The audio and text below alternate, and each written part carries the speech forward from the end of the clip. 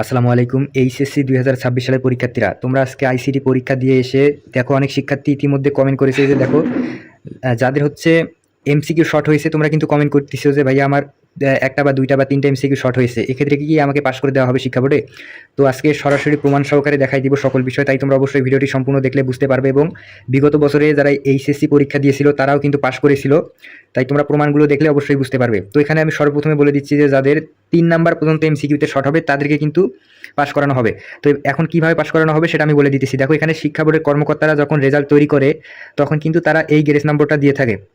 তোমরা হয়তোবা বিশ্বাস করবে না, কিন্তু এর আগে যারা ২০২৫ সালে ২০২৪ সালে পরীক্ষা দিয়েছিল তারা কিন্তু অবশ্যই এই গ্রেস নম্বরটি পেয়েছে।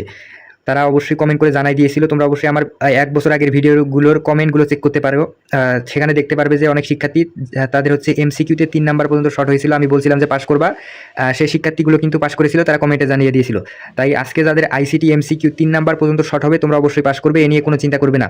এখানে শিক্ষা বোর্ডের কর্মকর্তারা অবশ্যই তোমাদের গ্রেস নম্বর দিয়ে পাস এখানে শিক্ষা বোর্ডের কর্মকর্তারা তোমাদের এই গ্রেস নম্বরটি নিশ্চিত করেছে। এটা কিভাবে দিবে আমি এই ভিডিওতে জানাই দিতেছি।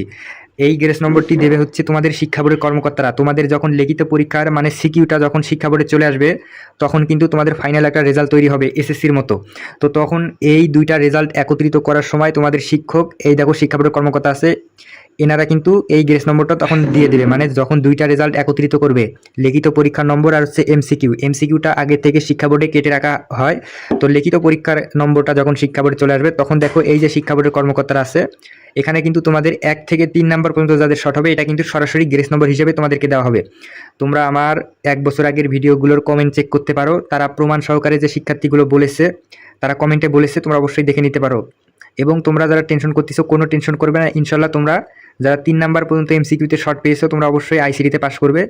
তাই তোমরা অবশ্যই তোমাদের সকল সমস্যা কমেন্ট করতে পারো। আমি পরবর্তী ভিডিওতে যে সকল শিক্ষার্থী পাস করেছিল তাদের প্রমাণ সহকারে পরবর্তী ভিডিওতে সকল প্রমাণ আমি স্ক্রিনশটগুলো দেখাই দিব। তাই তোমরা অবশ্যই তোমাদের সমস্যাগুলো কমেন্ট করবে এবং হচ্ছে সাবস্ক্রাইব করে তোমাদের মূল্যবান মতামতটি জানাই দিবে।